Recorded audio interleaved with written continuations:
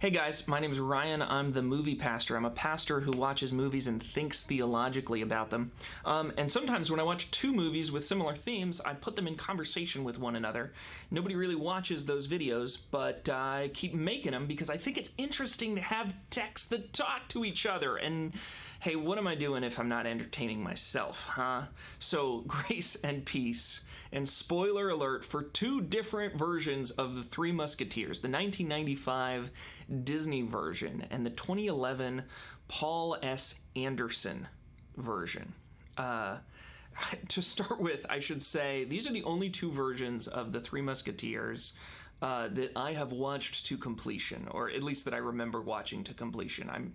I feel like I'm sure I've seen some Mickey, Donald, and Goofy version at some point, but as I started rewatching these for MOVIEPASStor, I started with these two versions, and I'm kind of going in backwards chronological order. The next one I'm going to watch is the BBC adaptation, which I hear has garnered excellent reviews, and then I'll go back and watch the 60s and 70s version, and then I'll go further back and get to the swashbuckling, what's his name?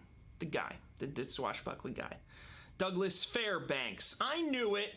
I watch old movies too sometimes.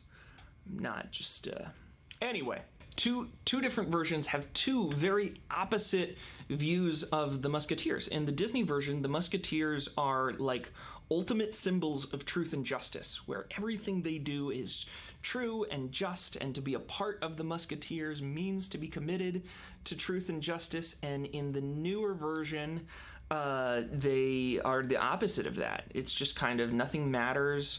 France doesn't matter, but swashbuckling is fun.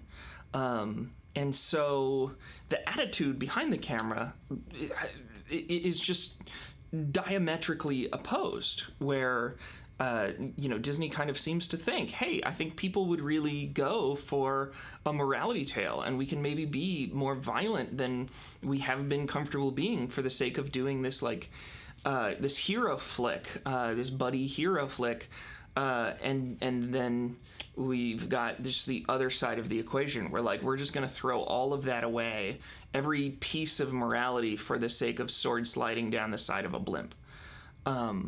Which is indicative, in many ways, of the times in which they were created. I mean, Three Musketeers is always kind of a lens into the community which interprets it, right? It was originally written looking back to the Cavalier era as like a better time, and then it was revisited at several times throughout history to kind of put a spin on it that represents where we are now, to add more fun, or to add more poetry, or to add more humor, or to add more angst and depression and drama. And this one added meaninglessness.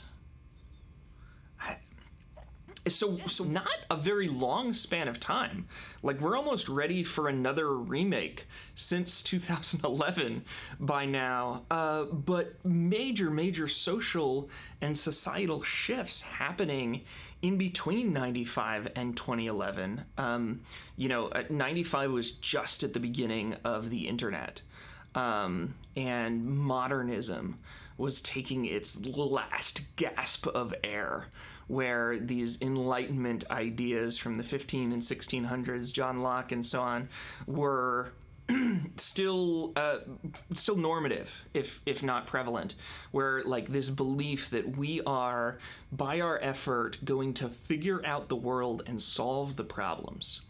Whereas in the 2000s, we had the increase of school shootings with Columbine, and then we had 9/11 happen, and the Homeland Security and endless wars that followed. And by 2011, we were well into the dawn of postmodernism, where it looked like the New World Order for the new millennium was, at the time, going to be meaninglessness. Just this, like, just this absolute raspberry being blown at modernism, saying like, we don't actually know anything.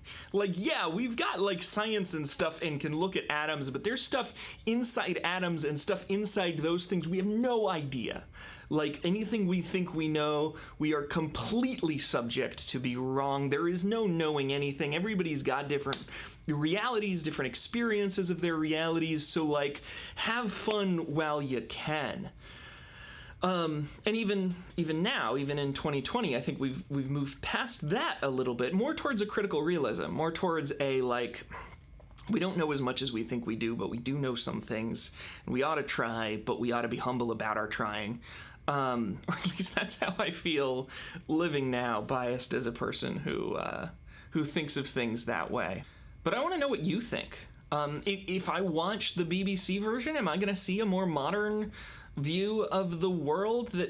And when I say modern, I mean contemporary. I mean consistent with what we believe now, not consistent with modernism. Or am I seeing stuff that isn't there?